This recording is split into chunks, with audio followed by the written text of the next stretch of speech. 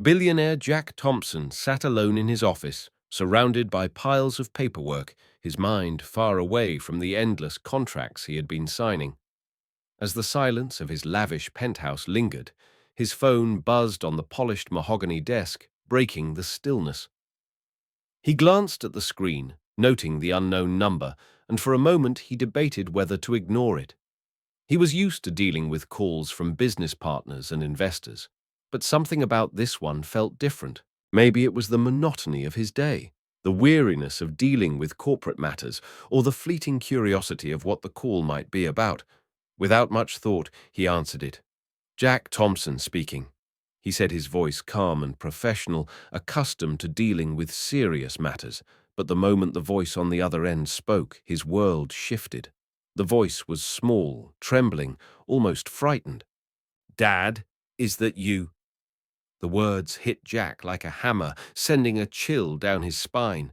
His first instinct was to dismiss it, but something in the child's voice made him freeze. His mind raced, trying to process what was happening. A child calling him Dad. He had no children. At least that's what he thought. "Can you pick me up from school?" the teacher said. "Mom S in the hospital." The voice continued, the fear in it palpable. Jack's stomach twisted, and for the first time in years he felt a sensation of vulnerability creeping into his chest. He could hardly catch his breath as the name Emily echoed in his mind. Emily was a woman from his past, someone he had a passionate affair with 6 years ago in Paris. Their brief time together was filled with art, late-night conversations, and stolen kisses under the glow of the Eiffel Tower. But after a few months, Emily disappeared without a trace, leaving Jack with only fragmented memories of their time together. Now as the child spoke again, "Dad, my teacher is helping me call because Mom didn't come to pick me up today." Jack's mind struggled to comprehend the connection. This child, Jason, could only be the product of that long-forgotten love affair. The pieces began to fit together in a shocking and undeniable way. As Jack listened to the boy's trembling voice, the gravity of the situation began to settle in. "Who is this?" Jack finally managed to ask, his voice barely a whisper as his mind raced. The answer hit him like a punch. "It's me, Jason. I am 6 years old." The realization settled in heavy and overwhelming. The boy's age matched perfectly with the time that had passed since he last saw Emily, and then the floodgates opened. "Emily," Jack whispered under his breath, the name carrying a weight that had been buried for years. He had no idea. How could he have known? How had she hidden this from him for so long? It was like a dark secret now coming to light in the most unexpected way. Jack's body moved on autopilot as he stood from his desk, his mind still spinning with the enormity of the revelation. Grabbing his coat and car keys, he didn't have to think twice about his next steps. He had to go to Jason. The boy was waiting, and Jack had to make sure he was okay. His hand shook as he gripped the car keys, and his feet felt heavy as he walked toward the door. The word, "father," echoed in his mind, ringing louder with each step. Could it be true? Could he really be a father now? The drive to the school was a blur. Jack's knuckles turned white as he gripped the steering wheel of his Bentley, his mind racing with thoughts and memories of Emily. He had thought she was a chapter closed in his life, a fleeting affair, but now everything was different. The child, his son, was real, and the urgency in his voice was undeniable. The school building appeared on the horizon, its cheerful exterior almost mocking Jack's inner turmoil. As he parked the car, he saw the boy waiting on a bench alone, clutching a Spider-Man backpack. A woman stood beside him, who Jack assumed was the teacher, Miss Oliveira, her protective hand on the boy's shoulder. Jack took a deep breath and stepped out of the car. His legs felt like lead each step toward Jason, seeming to take forever. When their eyes met, everything clicked into place. The boy had Jack's face, his eyes, his facial structure. It was undeniable. This was his son. His heart raced as Jason stood up, hesitating for a moment before running toward him. The simple, pure gesture of the boy throwing his arms around Jack. leg shattered the defenses Jack had built over the years. He knelt down, pulling Jason into a hug, feeling the boy's small body tremble against his. Jack's emotions were a whirlwind, something he had never felt before. This was his son. This child was his, and for the first time in his life, Jack felt the overwhelming weight of fatherhood. Miss Oliveira approached, explaining that Emily had been rushed to the hospital that morning. Before losing consciousness, Emily had left a note for the neighbor asking for Jack to be contacted. The boy had insisted on speaking to his father directly. As Jack stood with Jason holding his hand, he could feel a deep connection that transcended the brief time they had known each other. Jack didn't know what the future held, but one thing was certain: he wasn't going to let anything happen to Jason. He would fight for his son no matter what. When Jack stepped out of the car and approached the school, his heart pounded in his chest, each step feeling heavier than the last. The moment he saw Jason sitting alone on the bench, his mind raced. The boy's features, although softer and younger, were strikingly familiar. There was something about the way Jason's dark eyes sparkled, the sharpness of his jawline, and the small mark near his eyebrow that mirrored Jack's own. It was impossible to deny the child before him was his every instinct. Jack had every instinct he'd relied on in business and in life told him this was his son. As Jack moved closer, Jason stood up, his small figure uncertain at first, but then filled with a sudden burst of energy. He ran towards Jack, his Spider-Man backpack bouncing on his shoulders, and before Jack could fully process what was happening, Jason's arms were around his legs. Jack froze, his emotions rising and overwhelming him. The moment was simple, just a child seeking comfort from a father he'd never known, and yet in that brief, unspoken exchange, everything changed for Jack. This wasn't some distant memory or regretful mistake from his past. This was reality. Jason was his son. The resemblance was undeniable. As Jack looked at Jason's face, it was as if he was staring into a reflection of his own younger self. The same dark brown eyes, the same sharp features, even the same small birthmark near the right eyebrow.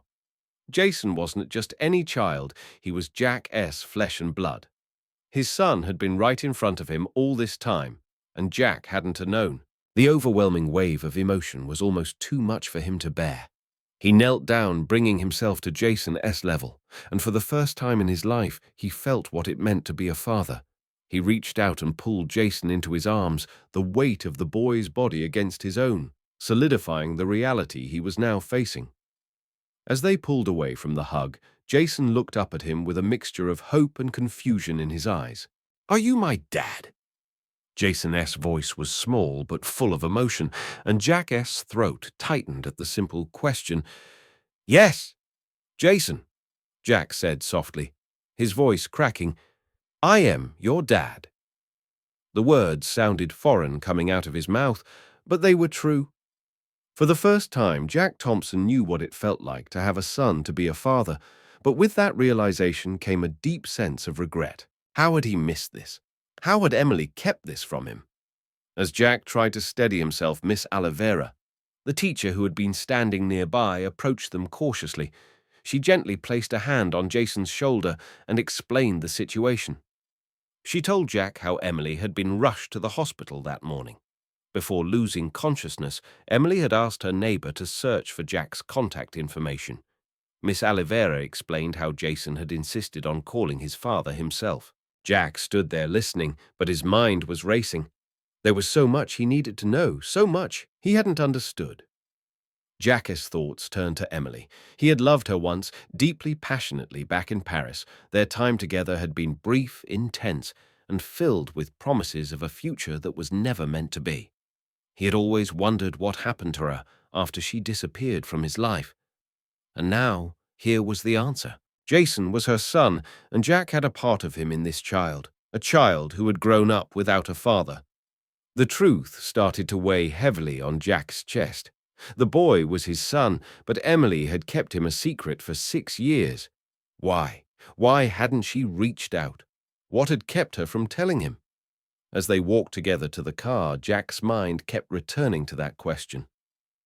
The answer slowly began to form in his mind, as if all the pieces were finally clicking into place. Emily hadn't kept Jason from him out of malice or neglect.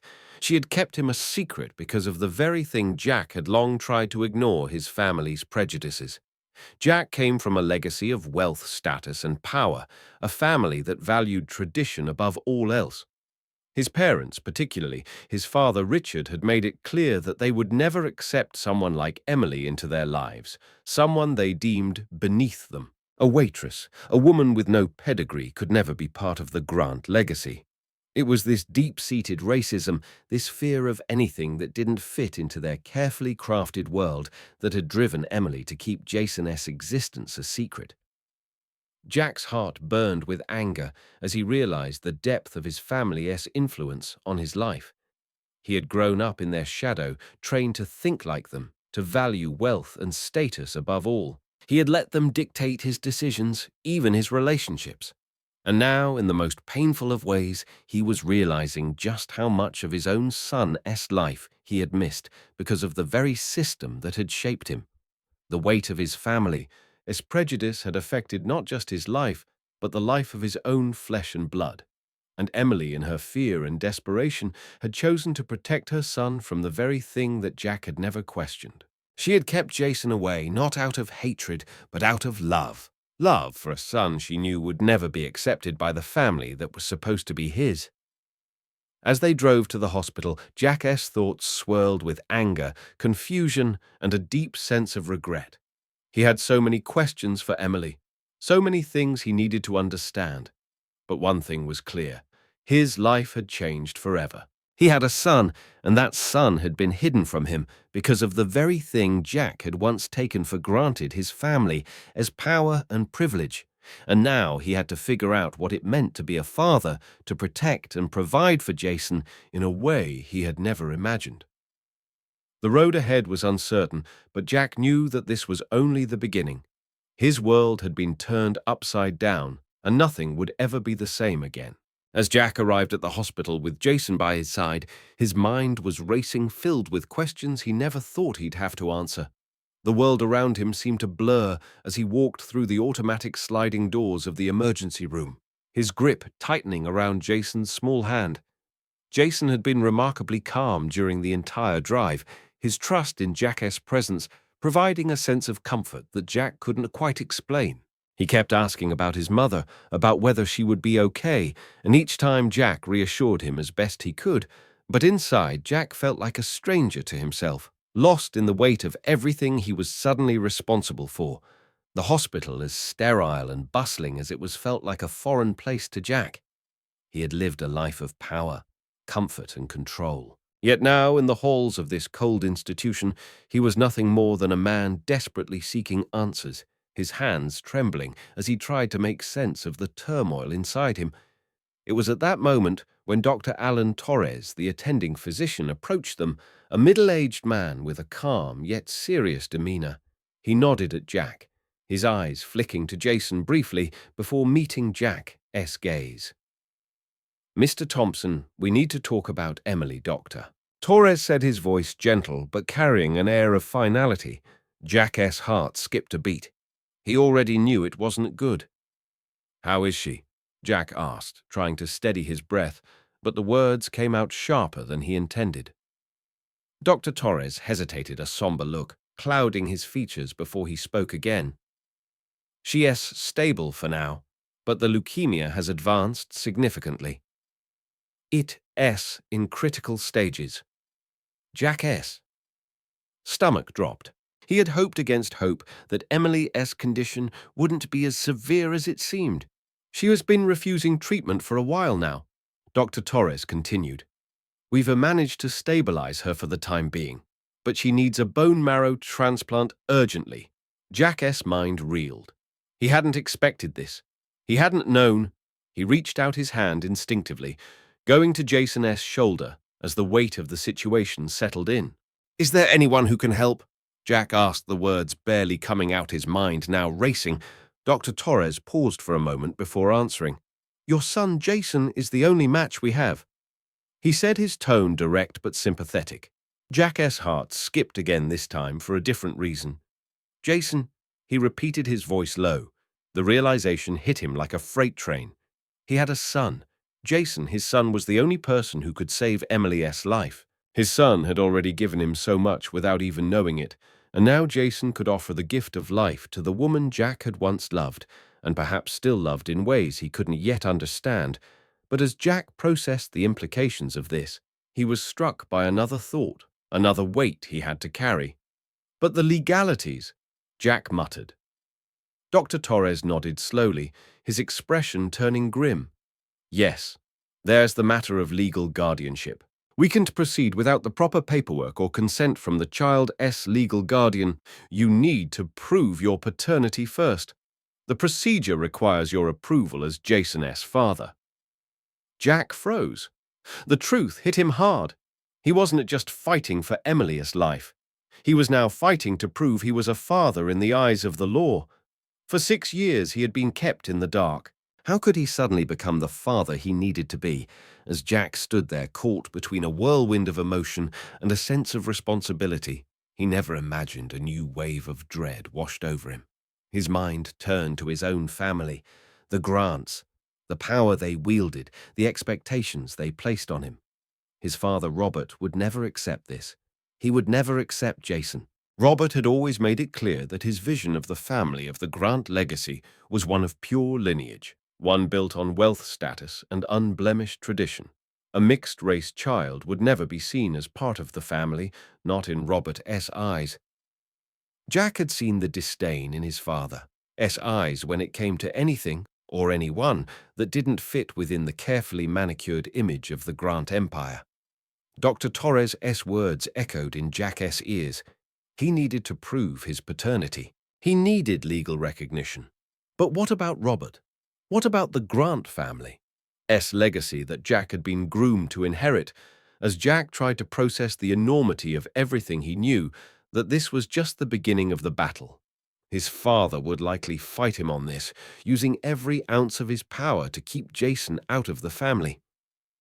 Jack had to act fast, and he had to act decisively. He couldn't let his son become a pawn in a power struggle that had nothing to do with the child's worth. Jack pulled out his phone, dialing his lawyer, Juliana, who had been with him through countless high-stakes business decisions. "Juliana, I need you to get here now," Jack said. His voice strained. "There's a legal issue. It's about Jason. I need you to handle everything. Prove my paternity, get the paperwork for the bone marrow transplant signed, and do it all without delay. I am not leaving this hospital without saving Emily." He didn't have to explain further. Juliana knew how Jack operated. She understood the urgency in his voice, and within moments she was on her way. As Jack hung up, he turned to Jason, who was quietly sitting in a chair nearby, clutching a small toy car in his hands. Jack's heart swelled. The boy didn't know it yet, but he was already the key to everything, the key to saving his mother's life. But Jack also knew that he was up against an army, his family, the empire. They had built the expectations of his parents and their deep-seated racism. It was all waiting for him just around the corner. But for Jason, Jack would face them all. He would fight with everything he had, even if it meant dismantling the very legacy his family had spent generations creating.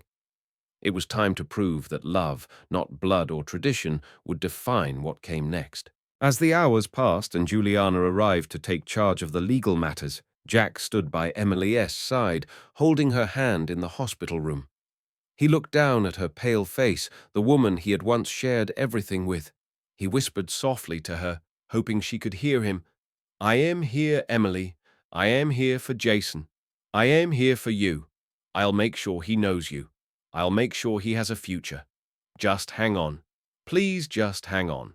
And Jack didn't know how he would fix the mess his family had made, but he would do whatever it took. For Jason, for Emily, and for the future that had been hidden from him for so long. The tension in the air was palpable as Jack stood in the foyer of his family's grand estate, his hand gripping the marble banister. It felt like a lifetime ago that he had stepped into this house as a young man eager to prove himself to his parents, to carry the legacy of the Grant family into the future. But today was different. Today he wasn't here as a son looking to meet his father's expectations. Today he was here as a man who had uncovered the truth, his truth, and he was ready to face the consequences of that revelation. Jack took a deep breath, steadying himself. He had always known that his parents, particularly his father, had high standards. They were the embodiment of power, control, and tradition. The Grant family empire was built on their values, and Jack had been their heir, trained and groomed to follow in their footsteps, but there was a darkness beneath their polished surface, something Jack had ignored for too long. Now, standing in front of him, he could feel the weight of the years of lies, manipulation, and unspoken prejudice. It was time to confront them. When Jack stepped into the study where his parents were waiting, the silence was deafening. His father, Robert Grant, sat behind the grand desk, his steely eyes narrowing as Jack entered. Beside him, his mother, Victoria, sat with her usual air of icy composure, her fingers nervously tapping the edge of the desk. Jack knew that this would not be an easy conversation. He had seen them manipulate, control, and dismiss people his entire life, but now it was his turn to take control. "Jack, what's all this nonsense?" Robert's voice was low, the authority in it unmistakable. "You've been gone for hours, and now you show up here acting like some kind of hero. You've got no reason to." Jack cut him off, his voice steady but unwavering. "I know about Jason, Dad. I know about the lengths you and Mom went to keep me from him. The lengths you went to make sure I didn't know the truth about my own son." The words hung in the air like a bomb ready to explode. Jack could see his father's face falter for a moment, the control slipping just slightly. Robert's jaw clenched, and for the first time in years, Jack saw a flicker of fear in his father's eyes. "What are you talking about?"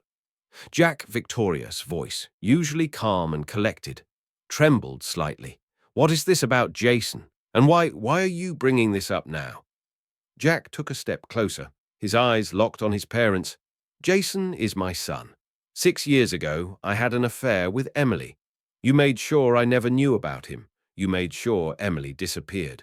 You manipulated everything to fit your perfect vision of what the Grant legacy should look like. No mixed-race children, no blemishes on the family name. You erased my chance to know my own son because you couldn't accept him. You couldn't accept that he was part of me." The silence in the room was suffocating. Jack could feel the weight of his words crashing down on his parents, and for a moment he saw them both struggling to regain their composure. "This is absurd," Robert finally muttered, his voice strained with anger. "Emily was nothing more than a waitress. And that boy, Jack, he's not even—" Jack didn't let him finish. "Don't to say it, Dad. Don't to say what I know you're a-thinking. This isn't tea about the company. It is about your own prejudice, your own inability to accept anything or anyone that doesn't fit your narrow view of what's acceptable." He took a deep breath, the anger in his chest building, but he kept his voice controlled. "I want to let you destroy my son, not this time." With that, Jack turned on his heel and walked out of the study, his heart pounding in his chest. He knew that confronting his parents would not be enough. The Grant family empire, built on years of tradition, needed to change, and Jack was the only one who could make it happen. He had spent his entire life as a part of that empire, but now he was determined to reshape it, to make it a place where his son could inherit a legacy that was about more than just wealth. It would be about justice, inclusion, and equality. The following morning, Jack called an emergency board meeting at Thompson Enterprises. The conference room was filled with the usual powerful figures, investors, board members, and high-ranking executives. They all knew Jack's reputation, calm, composed, and ruthlessly efficient. But today they would see a different side of him. Today he was not just the CEO of Thompson Enterprises. He was a father determined to protect his son and to transform the very system that had kept him in the dark for so long. Jack stood at the front of the room, his posture strong, his voice clear. "We've been operating under a system that was built on exclusion. A system that valued tradition, wealth, and status over people, over families, over what really matters." He looked around the room, his eyes locking with the board members one by one. "I am here today to tell you that things are going to change. From this point forward, we will implement new diversity initiatives at Thompson Enterprises. We will actively work to promote inclusion, and we will invest in programs that ensure everyone, regardless of their background, has a fair shot at success within this company." The room was silent, the board members exchanging uneasy glances. Jack wasn't surprised. Change was never easy, especially when it came to something as deeply ingrained as the Grant family legacy, but he wasn't backing down. He had spent too many years in the shadows of his father, Air's empire, too many years building something that had no heart. It was time for that to change. Jack continued, his voice steady and commanding.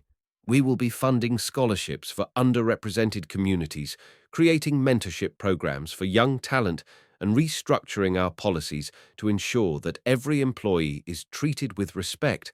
My son Jason will be the symbol of this new era, one where power and privilege are no longer the deciding factors in who succeeds, and anyone who refuses to be a part of this transformation can leave." The board members were stunned, but Jack could see a few nodding in agreement, their faces lighting up with the possibility of something new. The room was shifting, and for the first time, Jack felt like he was in control of his own future. As the meeting came to a close, Jack knew the battle was far from over. His parents would fight him every step of the way, trying to keep their old world intact. But Jack was no longer the obedient son they had raised him to be. He was a father, and nothing, not even the power of the Grant family, was going to stand in the way of the future he was building for his son. In the days that followed, Jack's plan began to take shape. The public announcements came quickly: diversity initiatives, new corporate policies, and a pledge to donate a portion of the company's profits to programs aimed at ending institutional racism. It wasn't just about business anymore. It was about doing what was right, and Jack was committed to seeing it through no matter the cost. When he looked at Jason, his son, he knew that this transformation was bigger than any corporate victory. This was about family. This was about legacy. And for the first time, Jack knew what kind of empire he wanted to leave behind, one built on love, respect, and the promise that no child would ever have to hide in the shadows again. A year had passed since that fateful phone call, and so much had changed. Jack Thompson had never imagined that a single moment, a simple call from a child, could upend his entire life. Yet here he was standing in his home, watching as his son Jason and his wife Emily shared a moment of quiet happiness in the kitchen.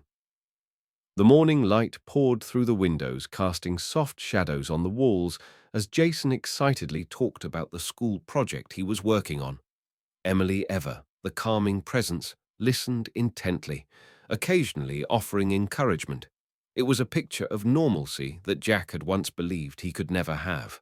But now it was his reality, and it was a reality he cherished more than anything he had ever known. When Jack thought back to that day, when he first walked into the school and saw Jason sitting on the bench, the boy's eyes filled with hope and uncertainty. He could hardly believe how much had changed. At that moment, Jack had been a man torn between his past and his future. He had been uncertain, lost in a whirlwind of emotions and legal battles. But over the course of the year, that uncertainty had transformed into clarity. He had learned what it truly meant to be a father, not just in name but in action. He had come to understand that his wealth, his family's legacy, and the empire he had inherited were nothing compared to the love he had for Jason and Emily. And for the first time in his life, Jack Thompson felt complete. The journey to this point had not been easy. The public fallout with his family had been intense. His parents, Robert and Victoria, had resisted every step of the way, trying to hold on to their vision of the Grant family as the epitome of wealth and privilege. But Jack had fought back. The Jason Thompson Foundation was born from that fight, a foundation dedicated to fighting for justice, inclusion, and equality. It was Jack's way of redeeming not only himself, but also the legacy that had once been poisoned by prejudice and narrow-minded views. The Foundation's mission was clear: to provide scholarships for underprivileged students, to support diversity initiatives in corporate spaces, and to challenge the systems of discrimination that had held back so many for so long. The launch of the Jason Thompson Foundation marked the beginning of a new chapter for Jack, one that was defined not by his family, S empire, but by his own values. It wasn't easy to shift the focus of Thompson Enterprises or the Grant legacy, but Jack was determined. He used his position and influence to create lasting change, making sure that his son would inherit a world that was not defined by the same prejudices that had shaped his parents' generation. It was a world where merit, character, and the ability to make a difference mattered more than wealth or lineage. As Jack looked at the Foundation's first year of success, grants distributed to hundreds of students, partnerships formed with companies committed to diversity, and a growing wave of support for change, he knew that this was just the beginning. The road ahead was long, but Jack was more than ready to walk it. Despite all the success, the most important change in Jack's life wasn't tea in the business world or in the public eye. It was in the quiet moments at home with his family. There was something deeply fulfilling in the simplicity of their everyday life. Jack no longer sought solace in boardrooms or power meetings. Instead, he found joy in the little things. Watching Jason learn to ride a bike in the park. Emily laughing as they shared a meal, the three of them sitting together on the couch watching a movie. These were the moments Jack valued most. They were reminders that true wealth wasn't measured in the billions in his bank account or the empire he had built. True wealth, Jack realized, was measured in love, in relationships, and in the quiet peace that came from knowing he was doing right by the people he cared about. In the evenings, after the hustle of work had died down and the house had quieted, Jack would often find himself sitting with Emily and Jason in the living room, reflecting on how far they had come. There was a contentment in those moments, a peaceful realization that the life they were building together was more fulfilling than anything Jack had ever achieved through business alone. He had once believed that success was about power, status, and wealth, but now Jack understood that success was about building something meaningful, something that would last beyond the structures of his family's empire. It was about leaving a legacy of justice, of kindness, and of love. As Jack sat there watching Emily and Jason, he couldn't help but smile. This was his real legacy, the one that mattered. His parents may have built an empire, but Jack was building a family, one where Jason would grow up knowing that love, respect, and fairness would always come first, and that more than anything else was the greatest redemption of all. The months passed, and with each one, Jack's bond with Jason grew stronger. They shared laughs, challenges, and experiences, and in each of those moments, Jack saw the reflection of the man he had become. A man who had fought for his family, fought for what was right, and had finally found his place in a world that was no longer governed by prejudice and outdated traditions. For the first time, Jack Thompson knew what it meant to be truly rich, not in money, but in the relationships he had worked so hard to build. It was a wealth that could never be taken away, and a legacy that would change the course of history for his family. As Jack watched Jason play in the backyard, his heart full of pride, he knew that everything he had done, every step he had taken to create a new future had been worth it. This was the life he had always wanted, the life he had never realized he could have. And now, with his family by his side, Jack Thompson was finally home. If you were moved by Jack's journey of transformation and redemption, make sure to subscribe to Deep Inside HQ. Follow along as we dive deeper into powerful stories of overcoming adversity, breaking free from societal constraints, and embracing the power of change. Hit the notification bell so you never miss a moment of our inspiring content. Join the conversation. Share your thoughts and be part of the movement that champions justice, equality, and love. Let us create a future built on understanding and compassion, one story at a time.